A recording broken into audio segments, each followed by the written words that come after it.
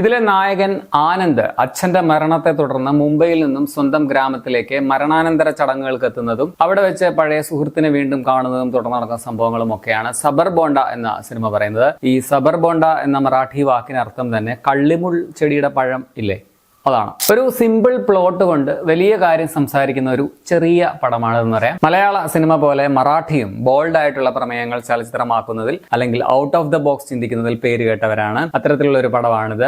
പടം എല്ലാവർക്കും പറ്റിയ ചായ കോപ്പയല്ല. ഒരു അവാർഡ് ടൈപ്പ് അല്ലെങ്കിൽ ഫെസ്റ്റിവൽ ടൈപ്പ് സിനിമയാണ്. പക്ഷെ വളരെ സീരിയസ് ആയിട്ടുള്ള ഒരു വിഷയമാണ് സിനിമ സംസാരിക്കുന്നത്. സങ്കീർണമായ പ്രണയം, മതാചാരങ്ങൾ, സൊസൈറ്റിയുടെ ചിന്താഗതി, വിവാഹത്തിനുള്ള പ്രഷർ, അങ്ങനെ കാലിക പ്രസക്തമായിട്ടുള്ള കുറെ കാര്യങ്ങൾ സിനിമ സംസാരിക്കുന്നുണ്ട്. ഒരു 30 വയസ്സുള്ള കല്യാണം കഴിക്കാത്ത ആൺകുട്ടിക്ക് ഇത്തരം ചടങ്ങുകളിൽ പങ്കെടുക്കാൻ പാടില്ല എന്നൊക്കെ പറഞ്ഞു കേട്ടപ്പോൾ സത്യത്തിൽ ഷോക്കിംഗ് ആയിരുന്നു. ഇതിലെ നായകന്മാർ തമ്മിലുള്ള ഒരു സ്പെഷ്യൽ സൗഹൃദം മാത്രമല്ല, നായകൻ ആനന്ദും അമ്മയും തമ്മിലുള്ള സ്നേഹവും മനോഹരമായിട്ടാണ് കാണിച്ചിരിക്കുന്നത്. വളരെ റോ ആൻഡ് റൂട്ടഡ് ആയിട്ടുള്ള അവതരണ ശൈലിയും പടത്തിന്റെ പോസിറ്റീവാണ്. നല്ല 4 ക്യാരക്ടേഴ്സ് പടത്തിലുണ്ട്. ഭൂഷൺ മനോജ് ആണ് ഇതിൽ ആനന്ദായിട്ട് വരുന്നത്. കിടു പെർഫോമൻസ് ആയിരുന്നു. ആനന്ദിന് എല്ലാ കാര്യങ്ങളിലും പൂർണ്ണമായും ഒരു വ്യക്തത ഉണ്ടെന്ന് പറയാൻ നമുക്ക് പറ്റില്ല. അവൻ കുറച്ച് കൺഫ്യൂസ്ഡ് ആണ്. അതേസമയം ഇതിലെ രണ്ടാമത്തെ നായകൻ ബാലി എന്ന കഥാപാത്രം വെറും നാട്ടിൻ പുറത്തെ ഒരു നിഷ്കളങ്കനാണ്. സുരാജ് സൂമനാണ് ആ റോൾ ചെയ്തിരിക്കുന്നത്. നന്നായിട്ട് ചെയ്തിട്ടുണ്ട്. പിന്നെ ഇതിൽ എടുത്തു പറയേണ്ടത് ജയശ്രീ ജഗതാപ് അവതരിപ്പിച്ച അമ്മ കഥാപാത്രമാണ്. മികച്ചൊരു റോളാണ്. വിദ്യാഭ്യാസം ഇല്ലാത്ത ഒരു സ്ത്രീയാണെന്ന് അവരുടെ അച്ഛൻ തന്നെ പറയുന്നുണ്ട്. പക്ഷെ